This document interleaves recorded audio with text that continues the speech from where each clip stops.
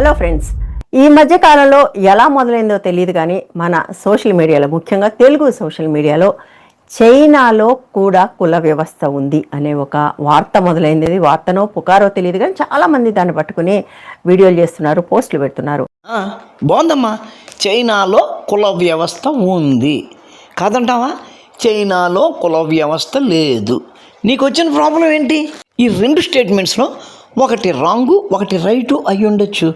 ఏది రాంగ్ అయినా ఏది రైట్ అయినా నీకు కానీ ఈ సమాజానికి కానీ ఏమైనా ఉపయోగమా, ప్రాబ్లమేటిక్గా ఏం కాదు కదా. దాని గురించి ఎందుకు వర్రీ అవుతున్నారు మీరు? సో నిజంగానే చైనాలో కుల వ్యవస్థ ఉందా? ఎందుకంటే అది భారతదేశానికే స్పెషల్ అని మనం అనుకుంటున్నాం కదా. మనం అనుకుంటున్నామా? మనం అంటే ఎవరు? నువ్వా, నీ కమ్యూనిస్టులా, మేం కూడానా? అసలు అలా నిన్ను అనుకోమని నీకెవరు చెప్పారు ఇంతకని? చైనాలో నిజంగానే కుల వ్యవస్థ ఉందా? అసలు కులంతో పాటు మతం కూడా ఉందా? లేదా అక్కడ ఉయిగుర్ ముస్లిమ్స్ అనేవాళ్ళు ఉన్నారు కదా, వాళ్ళ గురించి కథలుగా కథనాలు వచ్చినాయి కదా, ఇంకా అక్కడ మతం కూడా ఉందా అని అడుగుతావేంటి? మన దగ్గర లాగానే అక్కడ రిజర్వేషన్లు కూడా ఉన్నాయి. నీ బతుకు చెడా, ఎక్కడికి వెళ్ళినా ఈ రిజర్వేషన్ జాడ్యం మిమ్మల్ని వదలదా? అక్కడ రిజర్వేషన్ అవసరం ఏముంది? అక్కడ ఎలక్షన్స్ ఉంటాయా? ఎలక్షన్స్లో నుంచున్నవాడు ప్రజల మధ్యలోకి వచ్చి నాకు ఓటు వేయండి అని అడుగుతాడా? అట్లా వచ్చిన వాడిని ప్రజలు మా కులానికి రిజర్వేషన్ పెట్టండి మీకే ఓటేస్తాం అని అడుగుతారా? ఏముండవు కదా. ప్రజల నుంచి అటువంటి అబ్లిగేషన్ ఏమీ అక్కడ లేదు కదా. కాబట్టి అటువంటివి ఖచ్చితంగా ఉండవు. ఈ విషయాలన్నీ మనం తెలుసుకునే ప్రయత్నం చేద్దాం ఇవాళ. మనం అందుకోసం చైనాలోనే ఉంటున్న విజయ్ బోడా అనే ఒక వ్యక్తితో మాట్లాడబోతున్నాం. విజయ్ బోడా, ఈ పేరు ఎక్కడో విన్నట్టుందే. విజయ్ బోడా కాదు, రాజు బొగడా. కొమ్మతీసా ఆయన కజినా అయినా. సో విజయ్, ఇక్కడ తెలుగు సోషల్ మీడియాలో చైనాలో కుల వ్యవస్థ ఉంది అని రకరకాల వీడియోలు కనపడుతున్నాయి. సో అక్కడ నుంచి స్టార్ట్ చేద్దాం. చైనాలో కుల వ్యవస్థ ఉందా? అమ్మగారు ప్రశ్నించేశారు. చైనాలో కుల వ్యవస్థ అనేది లేదు, 100% లేదు. అయ్యగారు చైనా నుంచి లైవ్లో చెప్పేశారు చైనాలో కుల వ్యవస్థ లేదు అని. అంటే అయిపోయింది కదా, ఇంకా అక్కడికి లైవ్ ఇంకా అరగంట 30 గంట ఎందుకు లైవ్ నడవాలంటారు? సరే, ఏం చెప్తారో చూద్దాం. మతం అనేది అయితే మాత్రం ఉంది, కానీ అది ఇంటి వరకు, మతానికి సంబంధించిన కట్టడాల వరకు, ఆలయాల వరకు మాత్రమే పరిమితం. మతం ఉంది కానీ అది ఇంటి వరకు, దేవాలయాల వరకు మాత్రమే పరిమితం అట. ఇంకా అది దాటి బయటికి ఉండదన్నమాట, ఎక్కడ కనిపించదు. అందరూ పాటించరు కూడా, చాలా తక్కువ మంది పాటిస్తారు, వేళ్ల మీద లెక్క పెట్టచ్చు. అక్కడ మతాన్ని పాటించే వాళ్ళ సంఖ్య వేళ్ల మీద లెక్క పెట్టొచ్చట. అంటే పాటించకుండా ఉండటానికి కారణం ఏదైనా ఉందా? అంటే గవర్నమెంట్ దాన్ని వ్యతిరేకించడం వలన, జనరల్ గానే అక్కడ రేషనల్ పీపుల్ ఎక్కువ ఉండటం, కమ్యూనిస్ట్ ఎక్కువ ఉండటం రీజనా? ఎందుకు పాటించరు? రేషనల్ పీపుల్ ఎక్కువ ఉండడం వలన మతం పాటించరు అంటుంది. ఏం తెలివో ఏంటో. మతం పాటించలేదు అన్న వాళ్ళందరూ రేషనల్ పీపులా? అయితే కమ్యూనిస్ట్ పార్టీ ప్రారంభించి అది రూలింగ్లోకి వచ్చేసరికి అది 1949లో వచ్చింది. అప్పటి నుంచి ఈ కులం, మతం, లేకపోతే పర్టికులర్ ఎలైట్ పీపుల్కి ప్రత్యేకించి సదుపాయాలు ఇట్లాంటివన్నీ నార్మలైజ్ చేస్తారన్నమాట. అదన్నమాట సంగతి. అక్కడ కమ్యూనిస్టు పార్టీ అధికారంలోకి వచ్చిన తర్వాత ఈ కులము, మతము అటువంటి వాటన్నింటిని నార్మలైజ్ చేశారు అన్నాడు. నార్మలైజ్ చేయడం అంటే ఏంటి? వాటిని పట్టించుకోకుండా ఉండడం అయి ఉంటుంది. కూడా యాక్చువల్గా చైనాలో మనకున్నంత లోతుగా మతాచారాలు లేవు. ఉన్నాయి కొన్ని ఆచారాలు, ప్రాంతాలను బట్టి కొన్ని చోట్ల మతాచారాలు ఉన్నాయి, కానీ మనకున్నంత లోతుగా అక్కడైతే అప్పటికి కూడా లేవు. ఉన్న కొద్దీ కూడా మొత్తం సమూలంగా దాన్ని రిస్ట్రిక్ట్ చేయడం జరిగింది. మతాచారాలు మనకున్నంతగా లేవు అక్కడ అంటాడేంటి? మనకన్నా మతాచారాలు చాలా ఎక్కువ ఉన్నాయనుకుంటున్నాడా? ఈ మతపెచ్చ అన్నది మనకంటే 100 రెట్లు ముస్లిం మరియు క్రైస్తవ దేశాలలో పాటిస్తారు. వాళ్ళకు ఉన్నంత మతపెచ్చ మనకెక్కడ ఏడిచి చచ్చిందండి? అంటే ఆచారాలు వేరు, మతం వేరు. మతం ఉంది లేదు అన్న దాంతో సంబంధం లేకుండా ప్రతి చోట కొన్ని ఆచారాలు ఉంటాయి. ఇప్పుడు భారతదేశంలో చూస్తే ఇప్పుడు కొన్ని 100 రకాల ఆచారాలు ఉన్నాయి. బట్ అవన్నిటిని హిందూ మత ఆచారాలు అని ఇప్పుడు అంటున్నాం, కానీ బట్ అవన్నీ మతంతో సంబంధం లేకుండా వచ్చిన ఆచారం. బొట్టు పెట్టుకోవడం, చీర కట్టుకోవడం, జడలో పూలు పెట్టుకోవడం, మెళ్ళో జంజ్యం వేసుకోవడం, మంగళసూత్రం, కాలికి మట్టెలు, మొలతాడు, ఇవన్నీ ఇక్కడ ఈ నేల, ఈ దేశపు ఆచారాలట. ఇప్పుడు వాటన్నిటినీ హిందూ మత ఆచారాలు అంటున్నారట. అతి తెలివి కదా.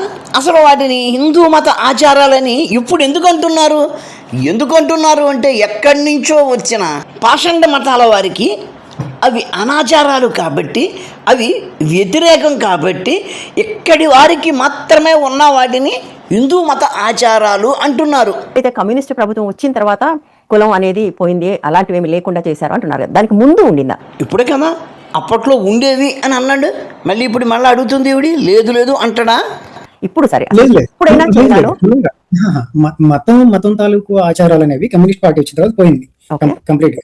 కానీ కులం అనేది అసలు ముందు కూడా లేదు. అక్కడ కులం అనేది లేదు, కన్ఫర్మ్డ్. సో డైనాసిటీ పరిపాలన దగ్గర నుంచి తీసుకుంటే అప్పటికి కూడా కాస్ట్ సిస్టమ్ లేదు చైనాలో. కాకపోతే డిస్క్రిమినేషన్ ఉంది. డిస్క్రిమినేషన్ మనకున్నంత లోతుగా అంత అబ్వియస్ గా లేదు, కానీ డిస్క్రిమినేషన్ అయితే ఉంది.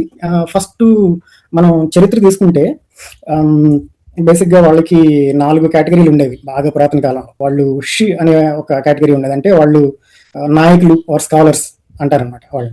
ఓకే, వాళ్ళకి హైయెస్ట్ రెస్పెక్ట్ ఉండేది అనమాట. Scholars highest respect. ఈ రెండు ఉన్న వాళ్ళని మనం ఇక్కడ బ్రాహ్మణులు అంటాం. అంటే అక్కడ చి అని ఎవరినైతే అంటున్నారో వాళ్ళని ఇక్కడ బ్రాహ్మణులు అంటాం. బ్రాహ్మణ కులం అయితే ఉంది ఈ లెక్కన. ఇంకా తర్వాత అని చెప్పేసి అంటారంటే ఫార్మర్స్, వ్యవసాయం చేసేవాళ్ళు. ఒకప్పుడు చైనా కూడా కంప్లీట్ గా వ్యవసాయ ఆధారిత దేశం. సో వాళ్ళకి సెకండ్ హైయెస్ట్ రెస్పెక్ట్ ఉండేది. ఓహో, కాపులు రైతుల్ని ఇక్కడ కాపులు అంటారు, అక్కడ నాంగ్ అంటారు. అంటే అక్కడ కూడా కాపులు ఉన్నారు, ఇక్కడ ఉన్నారు, పేరే తేడా. తర్వాత వచ్చి వర్కింగ్ క్లాస్, కుంగ్ అని చెప్పేసి అంటారు అనమాట. ఎవరైతే పని చేస్తున్నారో వాళ్ళకి తర్వాత రెస్పెక్ట్ ప్లేస్ ఉండేది. వాటి తర్వాత కుల వృత్తులు, కుమ్మరి, కమ్మరి, మేదర, ఇట్లా మన దగ్గర కుల వృత్తులకి ఒక్కొక్క కుల వృత్తికి ఒక్కొక్క కులంలా చెప్తారు. అక్కడ మాత్రం అన్ని కులాలకు ఒకటే పేరు, గాంగ్ అని. ఏమో ఇక్కడ ఒక్కో వృత్తికి ఒక్కో కులం పేరు ఉన్నట్టే అక్కడ ఒక్కో వృత్తికి ఒక్కో ఉపకులం ఉండే అవకాశం ఉంది కదా. ఈవిడితో మాట్లాడుతున్న వ్యక్తి ఇక్కడి నుంచి అక్కడికి వెళ్ళినవాడు, అంతేగాని అక్కడ పుట్టినవాడు కాదు. అక్కడే సమాజం గురించి వారికి తెలిసినంతగా తెలియడానికి. చివరిని వచ్చేసి మర్చెంట్స్, వర్తకులకు మాత్రం చాలా తక్కువ రెస్పెక్ట్ ఉండేది యాక్చువల్లీ. ఎందుకంటే వాళ్ళు పని చేయరు. ఓకే, అది బేసిక్ రూల్ అనమాట. వాళ్ళు పని చేయరు, వేరే వాళ్ళు చేసిన పనిని వాళ్ళు వర్తకం ద్వారా మార్పిడి చేస్తూ ఉంటారు కాబట్టి వాళ్ళకి లోయెస్ట్ ఉంది. అది చరిత్రలో లాంగ్ ఏదో. చివరిది వర్తకులు అన్నాడు, వాళ్లకు చాలా గౌరవం తక్కువ అన్నాడు, ఎందుకంటే వాళ్ళు పనులు చెయ్యరు కాబట్టి. ఇక్కడ 5వ గ్రూప్ ఉంది, దీని పేరు జియాన్ మెన్ అట.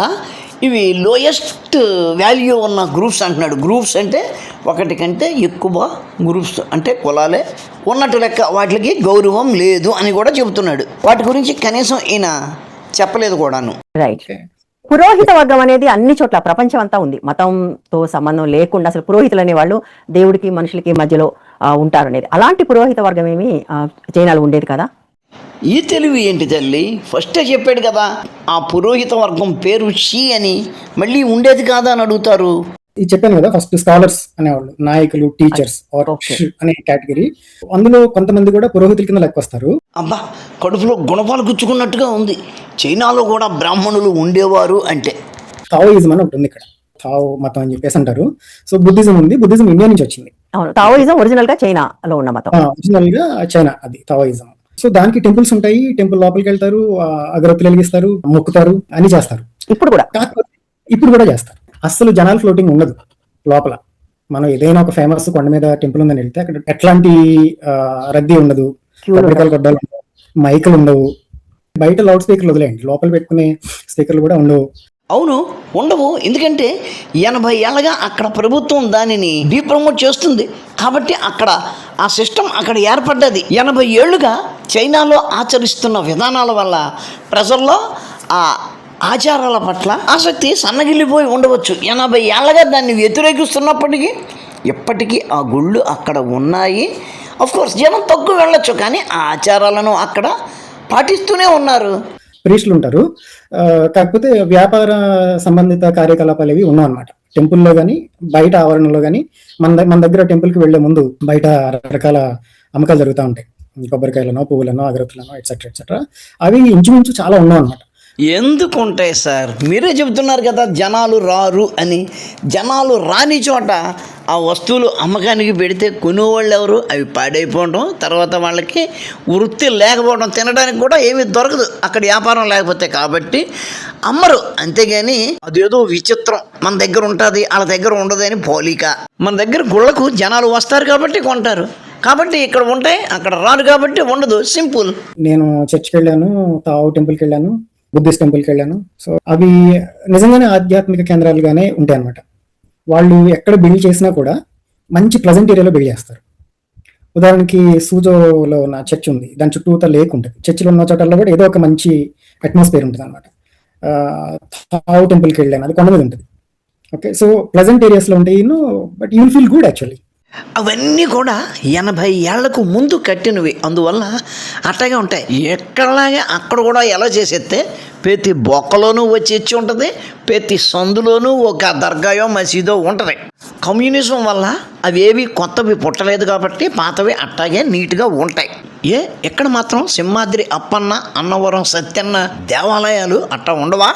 పాపం వనజక్కయ్య గారికి చైనాలో కుల వ్యవస్థ ఉంది అన్న మాట వినేటప్పటికే అన్ని నరాలు పట్టు వదిలేసినట్టయినాయి. ఒంటి మీద బొద్దింకలు జుర్రులు పాకుతున్న ఫీలింగు. పాపం చైనాలో ఉన్న ఒక తమ వర్గపు కుర్రోడితోటి లైవ్ పెట్టారు. పాపం ఆయన అయితే అక్కడ ఉన్న కుల వ్యవస్థ గురించి చాలా చక్కగా క్లియర్గా చెప్పాడు. ఎక్కడలాగే అక్కడ కూడా అగ్రవర్ణాల వారు బ్రాహ్మణులే. అఫ్కోర్స్ ఆ కులం పేరైతే తేడా ఉంది, కానీ లక్షణాలన్నీ అవే కనబడుతున్నాయి. మన దగ్గర 2వ వర్ణం వారు రాజులు అయితే ఇక్కడ రైతులు వచ్చారు. ఆ తర్వాత చేతి పని, చేతి వృత్తుల వారు వచ్చారు. మన దగ్గర 3వ స్థాయిలో ఉన్న వైశ్యులు, అదే వ్యాపారులు 4వ స్థానంలోకి వచ్చారు. వారి వెనకాల పంచములు అంటాం కదా, వాళ్ళు వచ్చారు. లోయెస్ట్ స్టేటస్ గ్రూప్ అంటే వాళ్ళే కదా. ఇప్పటి వరకు అక్కడ కులాలు ఉన్నవి అన్న విషయం మనకు తెలియదు, కానీ ఈవిడ ఈ లైవ్ పెట్టడం ద్వారా కన్ఫర్మ్ చేశారు. ఎందుకంటే అక్కడ ఉన్న వ్యక్తి అక్కడ కులాలు ఉన్నాయి అని చెప్పాడు. మేడం, వనజక్క మేడం, మన భావజాలం ఎట్టాగుంటుందంటే ఈ దేశంలో ఉన్నవన్నీ కూడా దరిద్రాలే, ఒక్కడు కూడా సరిగ్గా ఉండదు. అక్కడైతే ఒక్కొక్కడు అమెరికాలోను ఇంగ్లాండ్లోను ఉన్న వాళ్ళకంట ఉచ్చ స్థితిలో ఉన్నారు అన్న నమ్మకంతో మనం అంటాం. ఒక్కసారి ఈ చిన్న వీడియో చూడు ముందు. చైనా ప్రభుత్వ వార్తా సంస్థలు, ప్రభుత్వ ఛానళ్ళు చూపిస్తున్నవి చూసి అదే చైనా అని మీరు చైనాని పొగుడుతూ ఉంటారు కదా. ఒక్కసారి ఈ వీడియో చూస్తున్నారు కదా, ఇది కూడా చైనా నుంచే వచ్చింది. అక్కడ పేదవారి బతుకులు ఎంత దుర్భరంగా ఉంటాయో ఈ వీడియో, ఈ చిన్న ముక్క చూపిస్తుంది. ఇక్కడ వీడియోలో కనిపిస్తున్న విషయాలు ఎంతవరకు నిజం అన్న విషయాన్ని కూడా మీ మిత్రుడు, చైనాలో ఉన్న మిత్రుడితో ఒక లైవ్ పెట్టి మాకు తెలియజేయవలసిందిగా కోరుకుంటున్నాం. పర్లేదు మిత్రులారా, వనజక్క గారు మనం ఏ అడిగినా సరే చేసి పెడతారు. ఈ వీడియో మీద కూడా వనజక్క గారు ఆ యువకుడితో ఒక లైవ్ పెడతారు అని, ఆ చైనాలో ఉన్న యువకుడితో ఒక లైవ్ చేసి ఈ వీడియోలో కనిపిస్తున్నవన్నీ అబద్ధాలు, అటువంటిది అక్కడే లేదు, అక్కడ అసలు పేదవారే లేరు, ప్రతి ఒక్కరు కూడా మెర్సిడీస్ బెంజ్ కారుల్లోనే తిరుగుతారు అని ఆ లైవ్లో మనకు రుజువులతో సహా చూపించి మనల్ని సంతృప్తి పరుస్తారు. మిత్రులారా, వీడియో నచ్చితే లైక్ చేయండి, షేర్ చేయండి, మీ కామెంట్ పెట్టండి. మన ఛానల్ని ఇంకా సబ్స్క్రైబ్ చేసి ఉండకపోతే వెంటనే సబ్స్క్రైబ్ చేయండి. ఉంటాను, నమస్కారం. మతోన్మాదంపై రామబాణం.